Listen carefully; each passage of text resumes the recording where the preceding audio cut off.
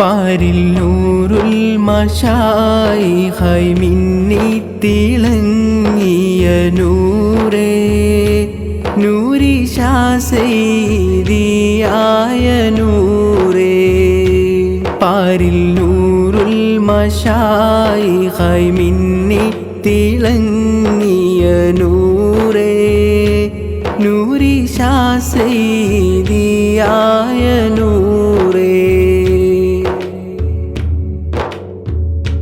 കൂരിരുട്ടായിരുന്നു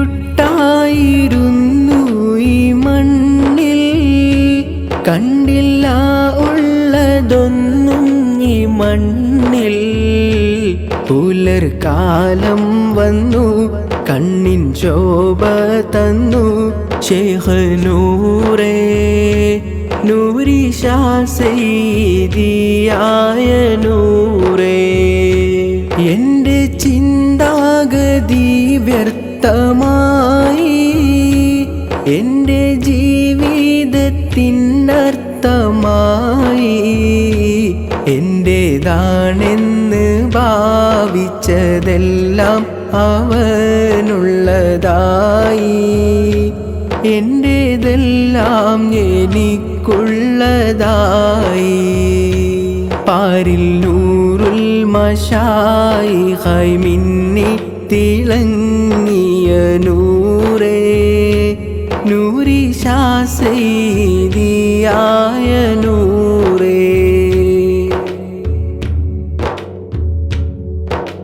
ചാതുർഗുണത്തിൻ പൊരുൾകൾ ചാലിച്ചേകിയൻ ശൈഖായ തങ്ങൾ. ലാ ഇലാഹ ഇല്ലല്ലാഹു എന്ന കലിമത്തിൻ സാരം ലോകത്താകെ പരത്തി പ്രചാരം.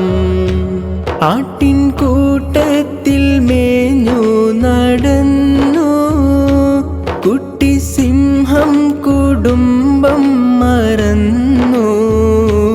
സിംഹരാജൻ ഒരു നാളിൽ അതുവഴി വന്നങ്ങണഞ്ഞു. സംഭ്രമിച്ചതിനെന്ത് പിണഞ്ഞു. പാരിൽ നൂറുൽ മശായിഖായി മിന്നിത്തിളങ്ങിയ നൂറേ, നൂരിശാ സയ്യിദിയായ നൂറേ. തന്നെ താനാക്കി മാറ്റാൻ വിളിച്ചു സിംഹക്കുട്ടിയൊരൽപ്പം മടിച്ചു. തൻ്റെ യാഥാർത്ഥ്യമെന്തെന്ന് ഓതിക്കൊടുത്ത് ക്ഷണിച്ചു. തന്നെ താനാക്കി മാറ്റി മറിച്ചു.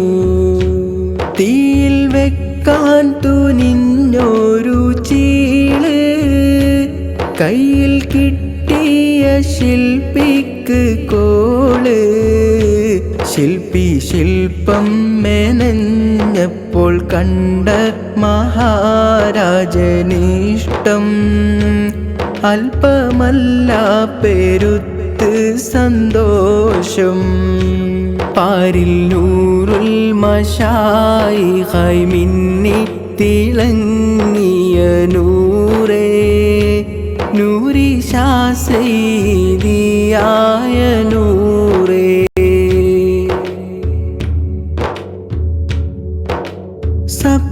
സപ്തസിഫാത്തും ഉയർത്തി എന്നെ സതതം സുജൂദിൽ കിടത്തി. എന്നിലെ എന്നെയും നീക്കി പിന്നൊന്നിലെ ബാക്കിയാക്കി. എൻ്റെ ശൈഖിൻ കമാലൊന്ന് നോക്കി. വേണം എനിക്കൊരു നോട്ടം, വേറെയില്ല എനിക്കൊരു നേട്ടം. എൻ്റെ ഹാലും അവസ്ഥയും നോക്കിയാലേറെയും കോട്ടം. കണ്ടു തട്ടരുതേ നേട്ടം കണ്ടു തട്ടരുതേ എൻ്റെ തേട്ടം കണ്ടു തട്ടരുതേ എൻ്റെ തേട്ടം